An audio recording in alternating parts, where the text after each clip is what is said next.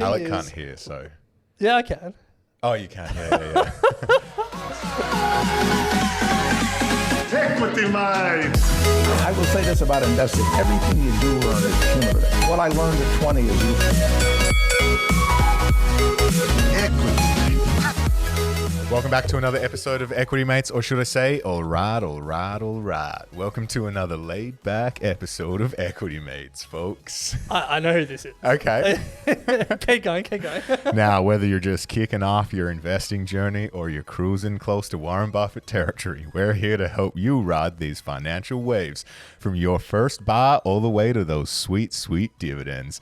If you're just tuning in for the first time, welcome. Welcome to the party, man. My name is Bryce, and as always, I'm joined by my equity buddy, Ren. Thoughts on that?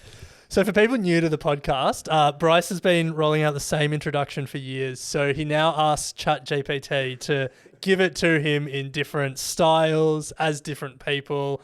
And before we started recording, he and our producer, Sasha, were going back and forth because he didn't think people would get this one. But got it straight away. Matthew McConaughey. Yes. Yeah. Nice. Well played. I think that might indicate your lack of pop culture awareness. All right. Well, producer Sasha, we need to turn it up a notch for Ren. I think these are becoming too easy. Nothing too hard for me though, so we'll see. But good, well played. But Ren, wow, what an interview we are about to jump into. Yeah, we spoke to Saurabh Mukherjea, who is an Indian investor. He is the founder of Marcellus, which is an Indian investment fund and advisor. Before that, he funded an investment firm in the UK, Clear Capital. A pretty incredible story. And we cover the story, but then we just cover what's happening in India. And God, it's got me excited about investing in India. I know. And it's not going to give anything away, but his final line, which was, "This is a defining moment in investing for the next decade." We may end up using that as the title of the episode. So you may have seen that before. Gives you a sense of how much opportunity Saurabh and I guess many other investors are now seeing in India, and some of the stories of the companies that are now up and coming there and the economic growth that is occurring in that country is just mind-boggling. Stick around to the final part of the interview. We unpack two specific companies. We've spoken to a number of experts who speak about some of the big Indian companies. HDCF Bank has come up a few times. Reliance Jio has come up a few times. Infosys, stock of the year. Infosys. I didn't ask about it. Oh, true. Yeah. But Saurabh leaves us with two companies that I hadn't heard of before. I'm going to hazard a guess you hadn't either. But just doing really fascinating things. Yeah. So it's one of those interviews where it's like, we're pretty lucky to be able to speak to these people. Absolutely. Look, I think without any further ado, let's get to the interview. Just a quick reminder that while we are licensed, we're not aware of your personal financial circumstances. Any advice you hear is general advice only. When we're talking about individual stocks, make sure you're doing your own research and you're making your own decisions. But with that said, let's get to our interview with Saurabh Mukherjea, the founder and chief investment officer of Marcellus Investment Managers. So Saurabh, you have founded investment firms in both the UK, which was Clear Capital, and India, Marcellus. Can you tell us these founding stories? You know, it must have been such a different experience both in the UK and India. Can you help us just sort of paint the picture? So look, the UK startup story, Clear Capital, was 2003, and we started the firm. A few of my friends and I got together. One of us, Nick Paulson-Ellis, had advertised in a UK newspaper called Financial News. I was a management consultant at that time. I was 27 years old, trying to figure out how to work in the stock market. And starting out in London, 2003, middle of the downturn, the post 9/11 downturn. It was a fairly sedate start, and over the next 4 years, Clear Capital became a very successful investment advisory firm in the UK. But in a country growing at 2 to 3%, there's only so much excitement you can get. So we used to have a nice time at one level. Our offices were next to the River Thames, so at lunchtime we could go to the Oval and watch a test match if there was one going on. Work-life balance was a thing which existed for me back then in 2003, 4, 5. We made a name for ourselves. 5 years later, we sold the firm for a modest valuation to a larger bank in the UK, and that's when I migrated to India. I worked in India for 10 years for a larger investment bank. I built their brokerage business and their wealth management and their asset management business. 2018 is when we set up Marcellus. And interestingly, it was much the same core team. The same core team that had worked in Clear Capital was also setting up Marcellus in 2018. Now, this startup story was very different. I was 40 years old. I had a little bit of money, but our aspiration was to get to $100 million of assets under management, have a nice work-life balance, go home at 6 o'clock, enjoy the evening with the family in the evening. But that $100 million aspiration turned into $1 billion next to no time. I think in 3 years, less than 3 years, we hit $1 billion under management, largely local money, some of it American and British endowment money. And from having 2 staff in 2018, we hit 120 staff by 2021. And in retrospect, I guess that makes sense, right? The Indian economy is growing at 7% in real terms. The stock market has compounded at 13-14% now for 20 years. There's 20 million investors locally in India. That number is growing by 2 to 3 million each year. So in retrospect, our aspiration to run a business with $100 million of assets under management feels a little quaint. I think that's the reality of India. It's a sort of bubbling cauldron of emotion and intensity. So Clear Capital was a nice, sedate, enjoyable startup. Marcellus is a far more intense, high adrenaline affair. I've lost most of my hair in the last 4 or 5 years building this business. Well, I mean, I've lost most of my hair and I don't have $1 billion under management. So, but I'd love to know about your investment philosophy, both today, but if you think back to your early days at Clear Capital, starting out to now, how it's changed over that journey. Part of the change is just my getting older. So most people, most places in the world start by reading Benjamin Graham, Warren Buffett, Peter Lynch. And if you read legendary investors like that, you build a picture of the world that you're looking out for good companies. You want companies with sustainable competitive advantages, but you also build a picture that valuation is incredibly important to focus on. As I've got older and as I've migrated from the UK to India, I realized that just as important in valuation, perhaps even more important than my valuation is the integrity of the management team, right? So this is still, whilst this is the 5th largest stock market in the world, it's still a country where accounting and governance is something that you have to work really hard at. You have to work really hard at figuring out are the people running the company, are they honest or are they doing naughty things? So the premium and integrity I place today is far higher than the one I placed 20 years ago. And the second thing I realized was that because of the changes in technology, because of the way the world has changed, and the ability of big data, of AI now, of highly intelligent management teams to keep building deeper and deeper moats around technology, you can have companies, and indeed India has around a dozen of these companies. You can have companies who compound at 20-25% for 20, 30, 40 years. And naturally, these companies' valuations will look eye-wateringly high most of the time. And therefore, over the last 5-6 years, my colleagues and I we've had to rethink much of what we knew about valuation in our days in London. Now, Saurabh, you've spoken about work-life balance, and on top of managing over $1 billion, you've also written 6 books. So where you find the time to do that, I'm not sure. But one of them we thought was most relevant to our audience, and it's one that one of our experts that we've had on the show before has referenced, Andrew Brown, which is Coffee Can Investing, The Low-Risk Road to Stupendous Wealth.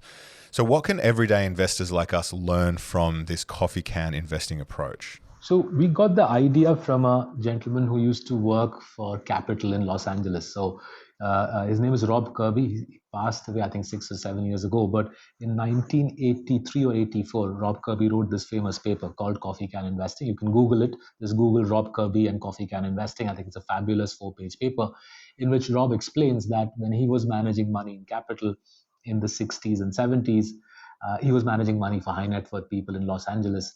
And this lady came to him and said, Rob, I'm a really happy client. You've done a great job with my money. I've lost my husband recently, and I want you to manage his portfolio as well. And initially, Rob was overjoyed that, look, this lady in her time of grief, she's turning to me to manage the money that her deceased husband used to manage.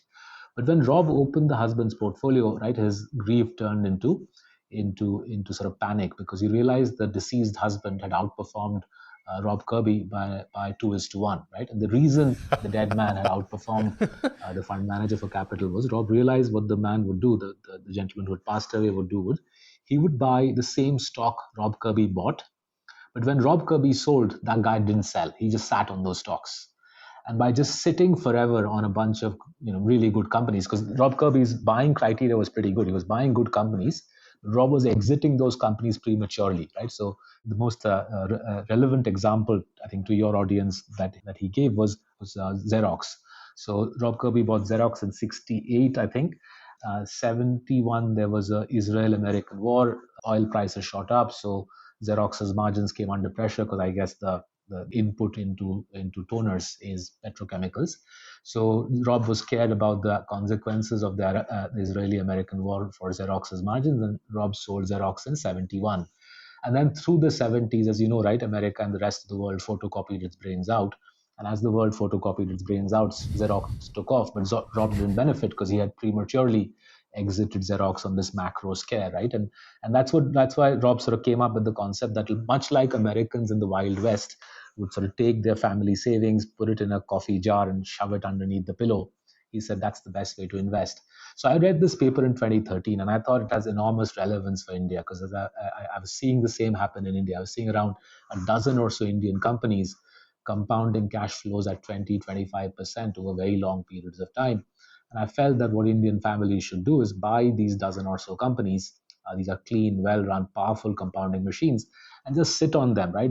Doesn't matter whether COVID happens or the Russia-Ukraine war happens or China blows up or doesn't blow up. Sit on a bunch of really high-quality companies, and you can make a really, really large portfolio. You can build a large portfolio for yourself with minimal trading.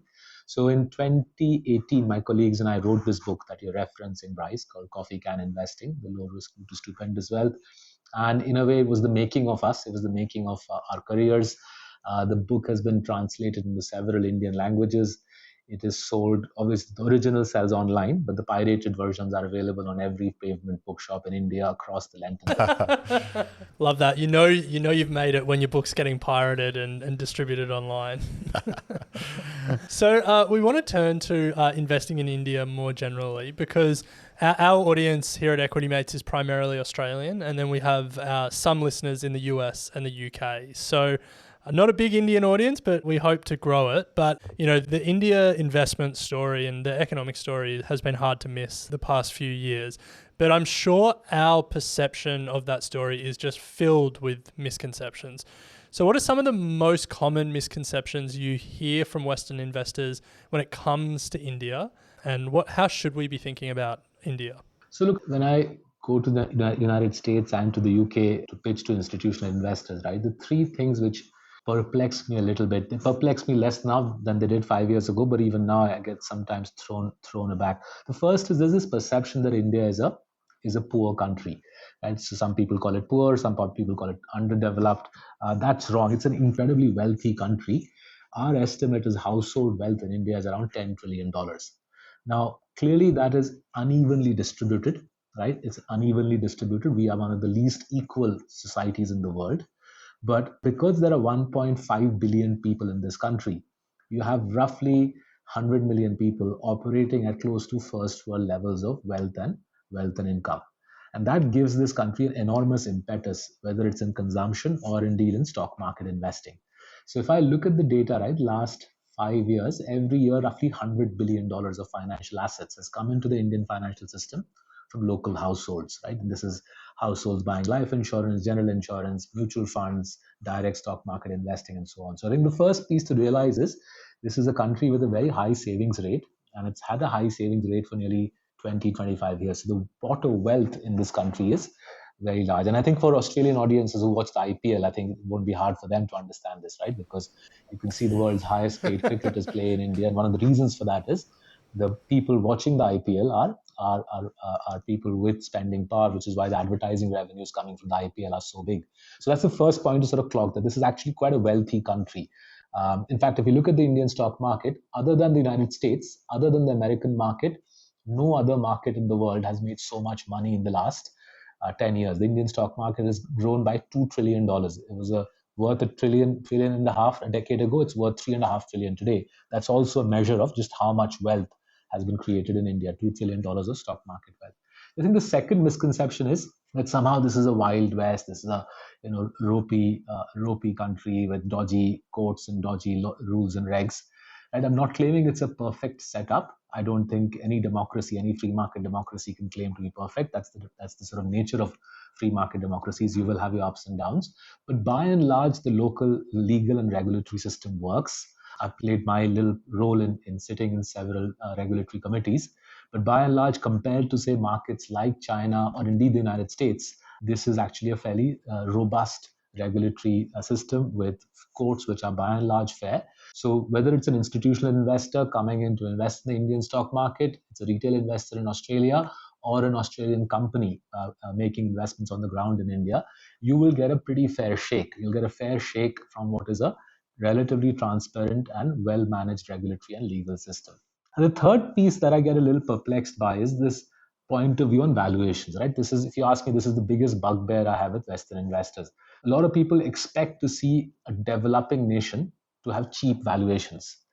But if that developing nation has been growing at 7% real for 20 years, and if well-managed companies are growing their cash flows at 25% for 20 years, you're not going to get them at 20, 30 PE, right? You'll have to pay up for that. And therefore, the kind of quaint notion that I'm entering a developing economy, give me developing economy valuations, it doesn't work. And those who sort of, the foreign investors who keep waiting for India to get cheap, I suspect they'll be waiting for many more years for India to get cheap. With those misconceptions in mind, how should we be thinking about investing in India? Like, you've made it now sound like a pretty tantalizing opportunity. So how should we in the Equity Mates community start to think about investing in India? From a practical perspective, I don't think foreign nationals can individually come in. I don't think it's easy for foreign nationals to individually come in. What foreign nationals can do is invest in India funds. So there's a whole host of global fund management houses, the Fidelities and Capitals, who will have India funds, I'm sure. There's a bunch of American ETFs as well. So, for example, BlackRock runs the largest Indian ETF. It's called the iShares line of products has a India ETF available, which is the largest ETF coming into India. But the other thing that the Indian government has made relatively easy is it's allowed pension funds or mutual funds, or indeed even foreign corporates, to come and invest in the Indian market. That whole process of a foreign corporate or a foreign fund or a foreign endowment or family office based in Sydney coming and investing in the Indian market has been made quite straightforward. You basically register with your custodian. Your custodian could be Citigroup or Bank of New York Mellon or Deutsche Bank. You choose your custodian. The custodian sets you up to invest in India, and that's the legal piece done and dusted. Now, in terms of stock selection, I could recommend my books. If you want to sort of get a primer on how to select stocks in India, Diamonds in the Dust is the book my colleagues and I've written. That too has been pirated widely, and it's been translated into various Indian languages. The first part of Diamonds in the Dust focuses on accounting fraud and how you can detect which Indian companies are cooking their books. That's roughly 40% of Indian companies you eliminate through the forensic accounting route. And then the second piece of the book is on a capital allocation. Because this is a country with high growth, you need to look for rational capital allocators, companies who can deliver a return on capital consistently of 15% or better. And the final piece is dominant franchises, right? Much like America between 1880 to 1930, we're going through a bit of a gold rush or land rush ourselves. So smart companies who are conquering entire industries are doing so quietly. You don't want to go on sort of TV or CNBC and shout out from the rooftops that you're grabbing the commanding heights of the Indian economy. So you and I have to do a little bit of work to figure out who are these companies who are grabbing strategic chunks of the economy using technology, using smart business processes. And if you join these three pieces together, forensic accounting, capital allocation analysis, and looking at the franchise, looking at the dominance of the franchise in sectors like banking, sectors like consumer discretionary spending, sectors like pharmaceutical, you're able to identify, I would say, 15 to 20 large compounders, companies with market caps around $40, $50 billion, who can grow your wealth at, in say, Australian dollar terms, 16, 17%, pretty consistently. Love that. Very exciting. When we were emailing before this interview, you mentioned that there were some good books and some good movies to understand India. Obviously, a couple of your books that you've mentioned top that list. But are there any other ones that we should be adding to our list to go and watch or read? So let me start with the movies piece, because I suspect movies are perhaps a more enjoyable way to get plugged into India. So if you want to sort of relatively, what should I say, a sedate start to learning about India, start with Attenborough's Gandhi. I think it was made in 1982. It won lots of Oscars in 1982, and it's about Mahatma Gandhi, the man we call the father of the nation. So I think this is Richard Attenborough. Richard Attenborough is the British director, and Gandhi is a kind of seminal movie which explains the foundation of India. Then, if you want to pick up the pace and come to sort of modern day India relatively quickly, there are two movies. It's a part one and part two. It's called Gangs of Wasipur. Gangs of Wasipur. Extremely exciting movies on how the mafia functions in India. Right. This is basically our equivalent to the Godfather 1, Godfather 2. Unfortunately, part 3 wasn't made, but Gangs of Wasipur part 1 and part 2, a lot of fun. Anybody who has quaint ideas about, India being the land of mystics and yoga and meditation, I think they'll be in for a rude shock when they watch the Gangs of Wasipur. This is a full-on high-intensity growing economy. And then if you want to sort of develop your knowledge on India using books, I would say read V.S. Naipaul's India, A Million Mutinies Now. V.S. Naipaul's India, A Million Mutinies Now, written in 1989, but I think the best book ever written on the country. It feels like it was written yesterday morning. He captures the aspirations and the kind of sheer spirit and punch of the people really, really well. V.S. Naipaul, India, A Million Mutinies Now. Then you can move on to Ram Guha's India After Gandhi. That's more about the development of the politics and how democracy developed in India. And for a more irreverent look at India, read James Crabtree. James Crabtree was the former FT correspondent in India. James Crabtree's Billionaire Raj. That's a more irreverent look at some of the richest and most powerful people in the country. But I think you as Australians, you're the country from where, say, titans like Rupert Murdoch have hailed. I don't think you'll be surprised at any of this. And all of this will give you a pretty realistic picture of what's happening in this vast economy. Wow. Well, I've just been quickly Googling and opening new tabs as you spoke there. So a few movies and a few books to add to the reading list. So looking forward to getting into that. We want to turn to some of, I guess, some stories about particular Indian companies or some things that you've spoken about in terms of the macro environment and stuff like that. I guess we can't go past the Adani story to start things off, because I think for a lot of Australian investors, that's probably what they think of first when they think of investing in India in 2023. So we obviously watched it from the outside looking in. Tell us what it was like in the country at the time, and sort of what are you seeing now and where to from here for Adani? So look, I think let me start by noting the fact that the Indian Supreme Court has opened an investigation into it, and the Indian securities regulator is due to present to the highest court in the land in the next few days about what the securities regulator's investigation is yielding. More often than not, I've seen the Supreme Court deliver justice. So I remain optimistic that the courts will do the right thing here. But if I look at the most obvious aspect of this, right, and I bring this out because I think this is important. The company that you mentioned, it wasn't as if Indian domestic institutions were loaded up on the stock. It was foreign investors, intriguingly, who were the heaviest investors in this name. And even today, even after everything that's happened in the last 6-7 months, after Hindenburg and all that, even today it's foreign investors who are loading up on the stock. And I find that extremely interesting, right? What it suggests to me is that the local regime in India is pretty tight and tough, both in terms of disclosure and in the way the Indian securities regulator deals with the market. The fault line, the Achilles heel, I think, of the Indian market and perhaps many other markets is these money laundering havens through which money comes into markets like India. And the reason I'll tell you why it's the fault line. If a market like India, right, we're still not a developed world market. So if India today takes a very hardline stance on money from offshore tax havens coming into India, then the Western media and Western investors turn against India and say, look, these guys are putting up walls against capital inflows. This is not right. This is not WTO. This is not how the Washington consensus should be playing out.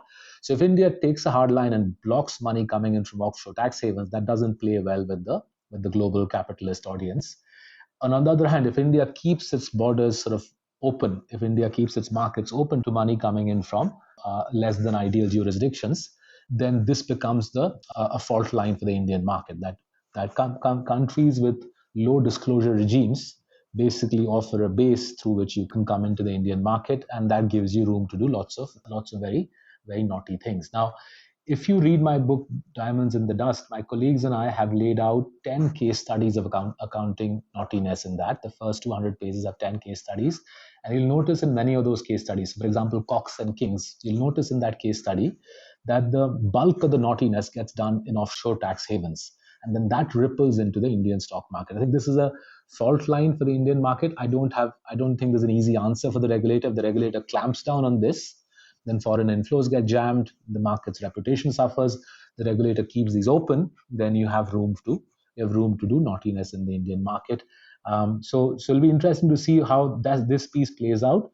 But on the broader issue, everybody in India is keenly looking forward to see what the Supreme Court has to say on the subject. Now, we recently read an interview that you did with the Economic Times where you mentioned China's troubles could be a good thing for India.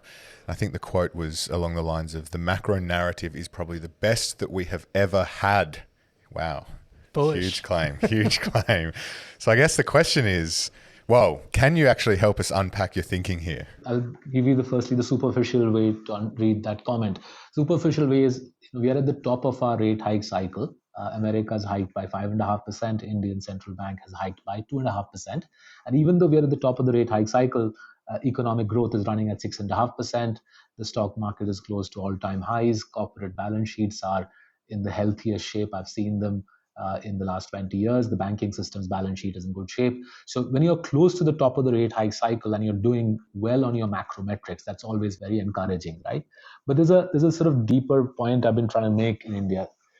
If I look at India's challenge over the last 20 years, right, it's fundamentally been around China absolutely hammering the Indian manufacturing community, right? Historically, it's been impossible for Indian manufacturers to deal with Chinese manufacturers. Chinese manufacturers had cost of capital of 3-4% because that was the rate at which the Chinese government-owned banks would lend. And much as I would like to see cost of capital fall in India, I refuse to find it believable that a developing economy like China or India can have cost of capital at 3-4%.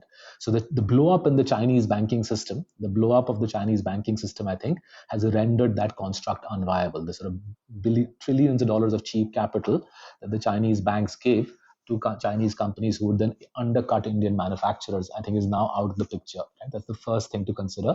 A whole generation of Indian manufacturing has been wiped out. I'm seeing that revival in the last 3-4 years. It's very, very interesting. Companies that were created in 1975 in India almost died by 2015. And in the last 4-5 years, they're reviving again as the Chinese products no longer are price competitive vis-a-vis the Indian products, right? That's quite remarkable. For the first time in the last 20 years, Chinese products are no longer price competitive with many of their Indian counterparts. The second challenge India has historically had is our infrastructure was weak compared to China. China put a lot of money into infrastructure, lots of highways, lots of super fast trains. We haven't invested as much. It now turns out many of China's infrastructure projects seem to be white elephants, and the banks that funded them are in trouble.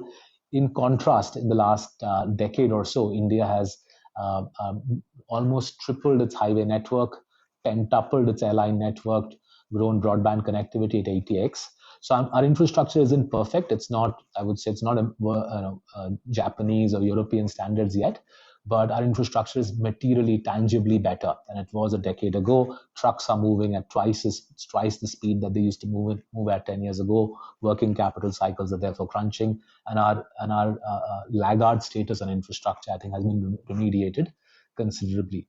And the third piece was dumping. Even as I look around the room, right, many of the things in my room itself are Chinese made, right, including the laptop through which I'm talking to you. Historically, because of the way China dealt with the WTO regime, it was very difficult to stop dumping of Chinese technology products of a range of Chinese manufacturers. In the last 3-4 years, I think not just India, I think many other countries, the United States included, have taken a harder line stance on dumping. And therefore, as the incidence of dumping reduces, we are seeing local manufactured companies coming to the fore. For example, Apple has decided that a quarter of the iPhone production and iPad production will move to India. I think Apple makes $220 billion of iPhones and pads. A quarter of that moving to India is a big deal.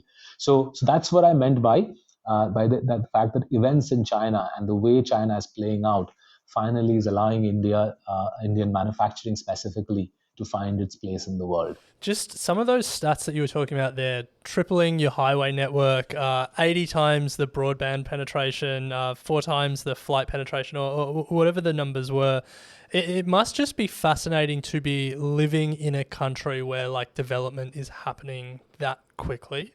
So Bryce took a gap year in India back in 2011, 2010?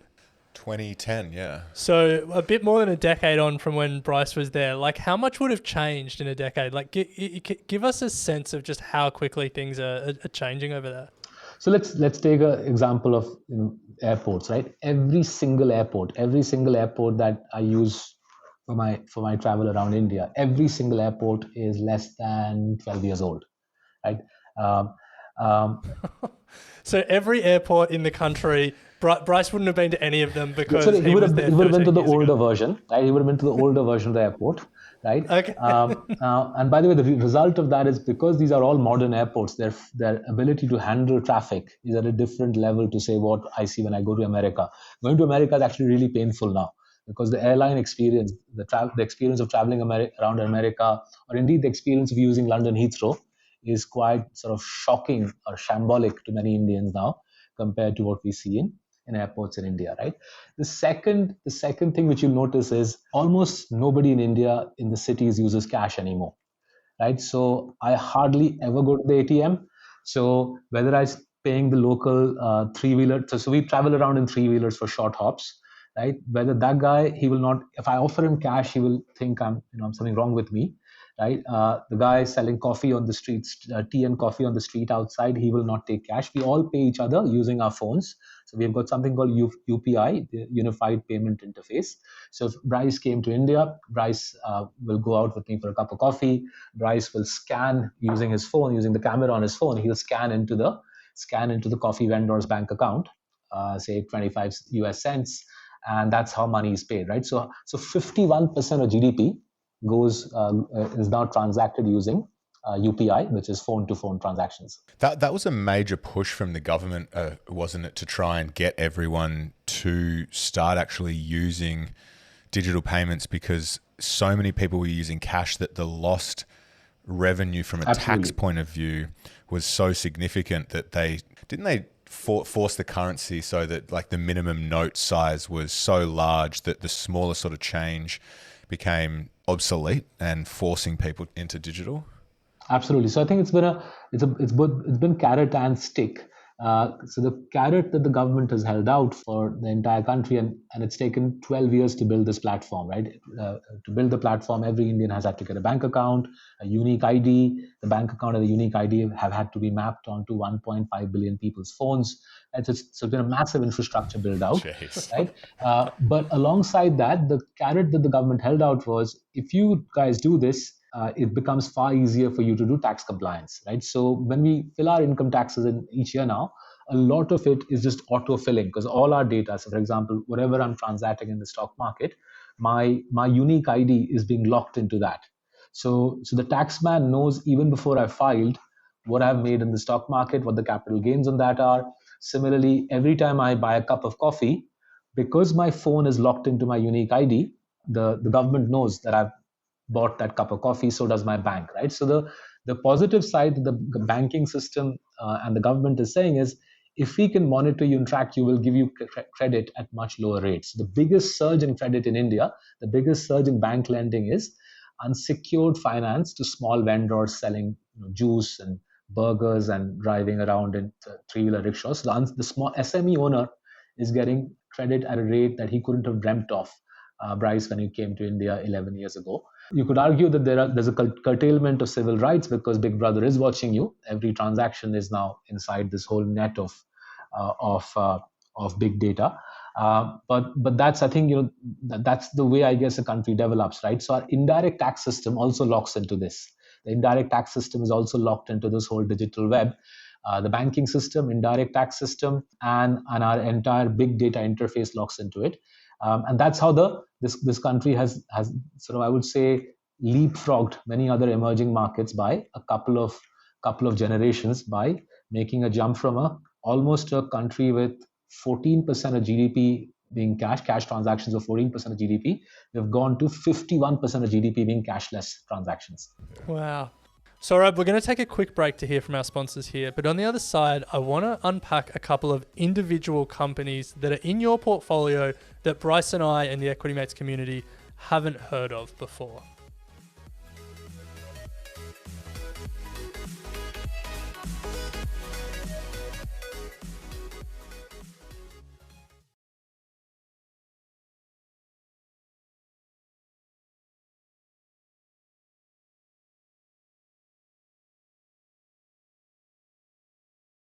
Welcome back to Equity Mates. We're speaking with Saurabh Mukherjea, the founder and chief investment officer of Marcellus Investment Managers. Saurabh, we've unpacked the story of India, and it is just such a fascinating story. But in the final part of the interview, we really wanted to turn to individual companies. We've spoken to a number of experts on the podcast over the years who have mentioned Indian companies, but it's largely the bigger Indian companies. HDCF Bank has come up a few times, Reliance Jio. But we want to ask you, what are some of those lesser known Indian companies that may or may not be in your portfolio, but that you think are really interesting and that you think in the coming years, Bryce, myself, and the rest of the Equity Mates community will start becoming more and more aware of? So let me take sort of two completely sort of polar opposites in terms of market cap. And a quick disclaimer, I'm invested in these companies through Marcellus's products. So are my parents who live in the UK. And so are our 10,000 clients. So with that disclaimer, here's two companies that I think are going to be very interesting to watch. So we are already the pharmaceutical capital of the world, in that one in two drugs that are consumed in America, 1 in 2 tablets that are consumed in America is made in India. But we are not yet the active pharmaceutical ingredient capital of the world. That honor still belongs to China. China makes 80% of the world's APIs. India only makes around 10-15%.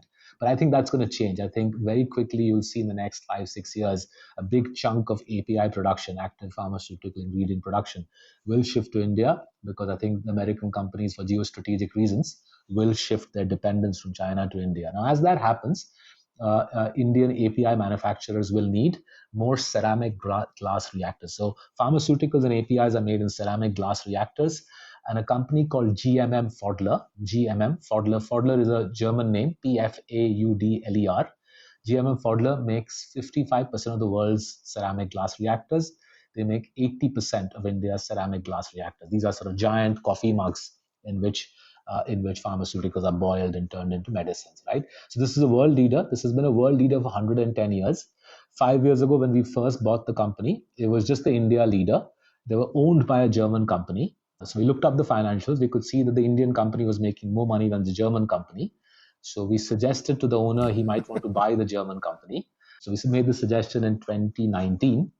2020, COVID came along. And at the height of COVID, the Indian company acquired the German company. And thus, from being a subsidiary of a German world leader, the Indian company itself has become a world leader. And this is quite a big deal. Pharmaceutical glass reactors are critical for the well-being of a pharma plant. Nobody goes and sort of experiments with cheap Chinese glass reactors. You want the best in the world, because otherwise you'll get shut down. Even a hairline crack in a glass reactor will shut down your pharma plant. And therefore, I expect this company's world dominance to grow. Plus the fact that India itself will become the API hub of the world will, I think, reinforce their dominance. So Pfaudler, profits have been compounding at 50% for 5 years. And I don't see any reason for it to stop, because it's a essential product. So this is a $1 billion market cap company. Let's go to the other extreme. Let's look at a $50 billion market cap company, which I think is basically a tech company, a very smart tech company masquerading as a NBFC. And NBFC means non-bank financial company. Basically, I think you might call it shadow lenders in Australia. These are large lenders, but they don't have a banking license. So this company is called Bajaj Finance. My erstwhile neighbor is the CEO, and I've watched them for 15 years. What I've realized they do very cleverly is they have built huge repositories of data on 140 million Indians. So we have 1.5 billion strong population, but roughly 140 million Indians account for the bulk of the country's wealth and economic activity. What Bajaj Finance has done is built enormous amounts of big data on these 140 million Indians, right? What do they do in the morning? Where are they working? How much are they spending? What socioeconomic strata they belong to? What address they live at, etc., etc., etc. And they've used that to build an extremely profitable lending machine. The lending machine compounds at 25-26%. Return on equity is around that same number, right? Even though the company is geared only 5x, right? Most lenders, most places in the world are geared 10x. Debt equity will be 10x. Bajaj Finance operates at half the gearing and yet has twice the return on equity than any other large lender anywhere in the world. Whether you look at JP Morgan's numbers or you come to India and look at, say, State Bank of India's numbers, you'll see Bajaj Finance is inordinately profitable. And the secret is mining big data very expeditiously. Now, to do this, they hire the most number of electrical engineers and computer scientists in India every year. They are the largest Salesforce deployment in the world. This is the only company in the world that Salesforce has a dedicated server dedicated for. Salesforce calls it Bajaj Scale. Wow. 140 million Indians, every aspect of their life monitored on that Salesforce server. And this is used to do high velocity lending. So say for dentists, doctors, self-employed professionals, even people like me. If I walk into, say, an Apple store here, even before I've told Apple I want a loan on the iPhone, Bajaj's systems would detect that Saurabh has come to the store, that Saurabh is a high quality borrower, and by the time I have expressed interest in the phone, their systems would offer me an interest-free loan on their iPhone. So they've turned this into an app called the Bajaj 123 app. So say, Bryce, if you come to India again, if you open the app, say on Saturday morning at 11:30, the app will know exactly what you want to see on Saturday morning at 11:30. They will have studied your behavior. And say Saturday morning 11:30, they'll show you a cruiser bike. Their technology would have told them that roughly 1 million of our 140 million users will want a cruiser bike. They would have gone to the cruiser bike company, negotiated a bulk purchase rate, and given Bryce the best possible price on the cruiser bike available in the Indian market with 0% financing, right? And this combination of basically bringing an Amazon type construct, but also a big data construct that, say, a Google might have. You're bringing Google's analytical strength with Amazon's retail capabilities all into one app, I think is going to be very, very powerful in this country. Remember, we just discussed how tech savvy India has become. Wow, that's Afterpay on another level. Yeah, I mean, whoa, that's pretty incredible. Like you often think about companies, like the Chinese tech story was a lot of Chinese tech companies just mirroring what American tech companies had already done. But what you've just explained there is not something that I'd ever really heard of before. Yeah, is this tech something that they're like, are other nationals looking at this? I think we're hearing that other countries want to implement UPI. I think UPI is a game changer. It's amazing. Now, the reason UPI is hard for other countries to implement is, I explained, right? You have to operate on a sort of national scale to get every single citizen to have a unique ID, then map that unique ID to their bank accounts, and then map the bank account onto the phone, right? It's a triangulation of three very critical things. Other countries want to do it, but it's taken India 10 years. And you can imagine, right, there is a pretty punchy discourse here around civil liberties, information sharing, and so on and so forth. So when I, over the weekend, perhaps over a couple of glasses of something nice to drink, I sometimes worry about these points. But hey, Monday to Friday, when I'm investing, my colleagues and I try to figure out how to make more money from this construct, which is quite remarkable. Yeah. I guess the other thing is just the sheer logistics of having a population of 1.5 billion, all with phones and all with internet access, would be like just a massive undertaking. And yeah, like I'm just trying to even just get my head around that. Like that would have taken years, I imagine. And so I think we're not done yet. So only 50% of the Indian population has smartphones. right? So one of our largest telecom company is going to roll out in the next couple of months a $10 smartphone. A $10 smartphone, which means the number of smartphone users is going to double in the next 12 months. And already, even with just 50% of the population having smartphones, we use more mobile data than any other continent in the world. So when this $10 smartphone hits the market in a couple of months, we'll sort of have a smart data explosion. And I think that'll further increase the reach of companies like Bajaj Finance, right? Because the more data footprints more Indians generate, the more that data can be used to lend to them, to offer them services. Crazy. Yeah.